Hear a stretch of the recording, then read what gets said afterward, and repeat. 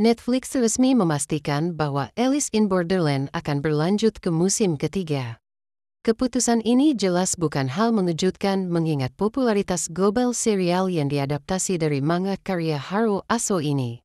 2 musim sebelumnya sukses memikat penonton dengan konsep permainan hidup mati yang intens, sinematografi penuh ketegangan, serta penggalian karakter yang emosional.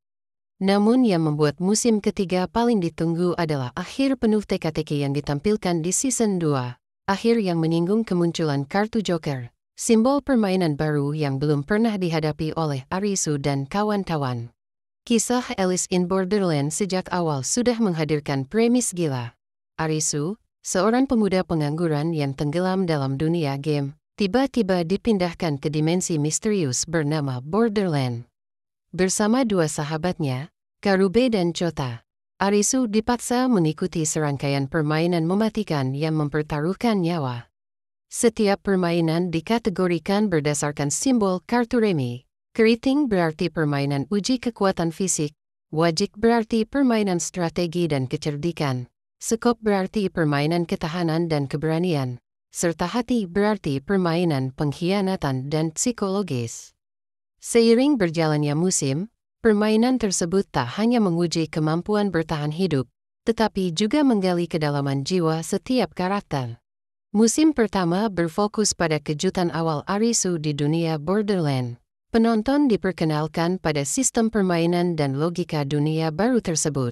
Kehilangan Karube dan Chota menjadi titik balik emosional yang menghancurkan Arisu sekaligus mendorongnya lebih kuat untuk bertahan.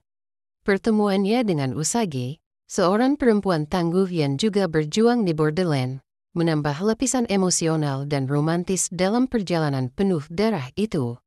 Musim kedua kemudian membawa cerita ke level yang lebih besar. Permainan bukan lagi sekadar bertahan hidup dari level ke level, tetapi berhadapan langsung dengan para warga Borderland yang bertindak sebagai bos permainan.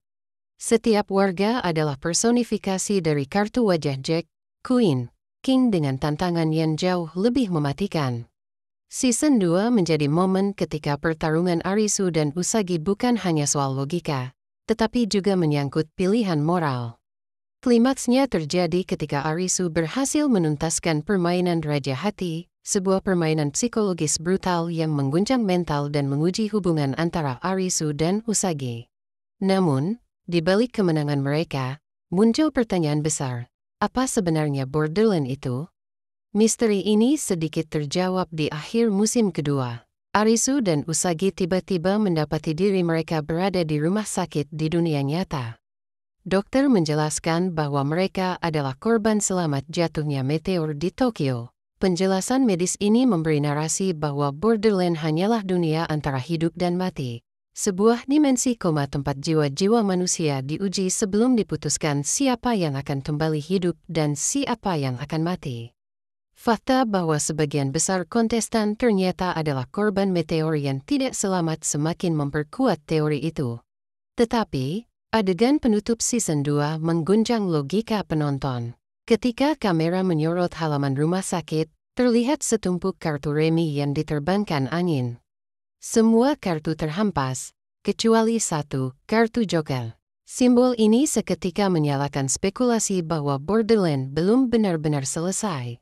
Bagi para penggemar manganya, kemunculan Joker bukan hal asing. Namun bagi penonton serial, ini adalah pintu menuju teka-teki baru.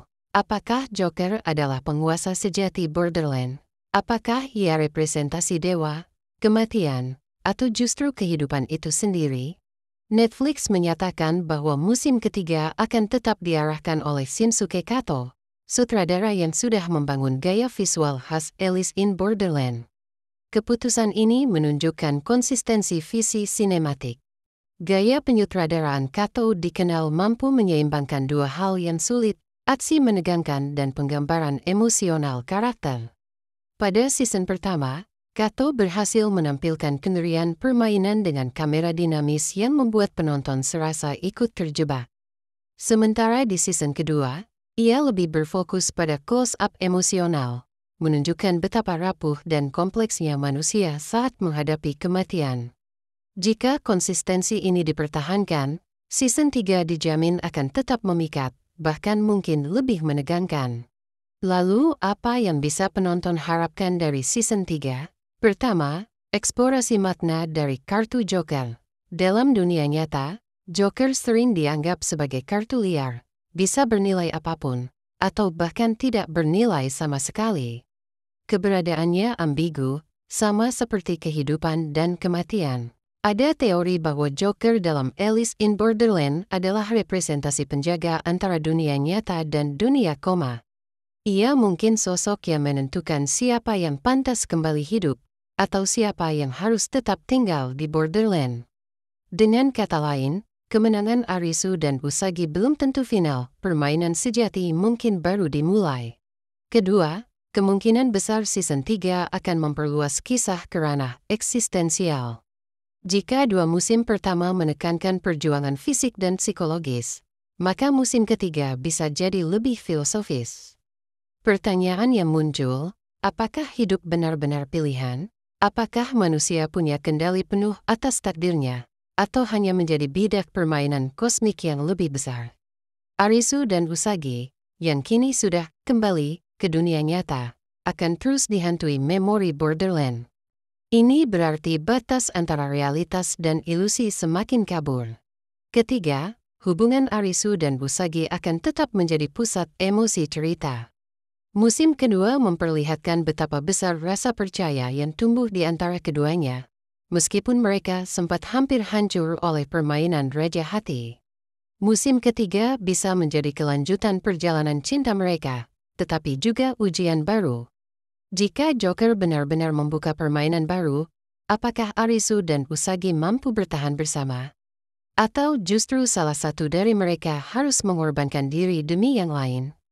Drama emosional ini yang membuat Alice in Borderland bukan hanya tentang aksi, melainkan juga refleksi tentang arti kebersamaan dan cinta dalam kondisi ekstrim. Secara teknis, penonton tentu berharap kualitas produksi musim ketiga akan lebih matang.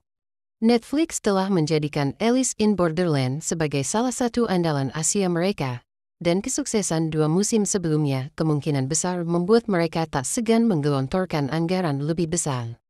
Efek visual, set permainan, hingga koreografi aksi akan semakin spektakuler. Apalagi, setelah 2 musim, penonton sudah terbiasa dengan permainan berbasis kartu wajah. Kehadiran Joker tentu menuntut permainan baru yang lebih unik, mengejutkan, dan filosofis. Meski begitu, ada tantangan besar bagi tim kreatif, bagaimana menjaga keseimbangan antara aksi dan kedalaman cerita. Salah satu kritik yang muncul pada musim kedua adalah beberapa adegan permainan terasa terlalu panjang, sehingga intensitas emosionalnya menurun. Penonton berharap Season 3 mampu menghadirkan permainan yang tidak hanya menegangkan, tetapi juga relevan dengan perkembangan karakter. Permainan bukan sekadar tontonan sadis, melainkan sarana untuk menggali jiwa manusia lebih dalam. Dari sisi pengembangan karakter, Season 3 juga berpeluang menghadirkan wajah-wajah baru. Beberapa karakter lama telah gugur, dan ruang kosong itu bisa diisi dengan kontestan lain yang membawa perspektif baru. Kehadiran karakter baru akan menjaga dinamika cerita tetap segar, sekaligus menambah konflik moral bagi Arisu dan Usagi. Siapa tahu, ada karakter yang justru menjadi kunci untuk memahami misteri Joker.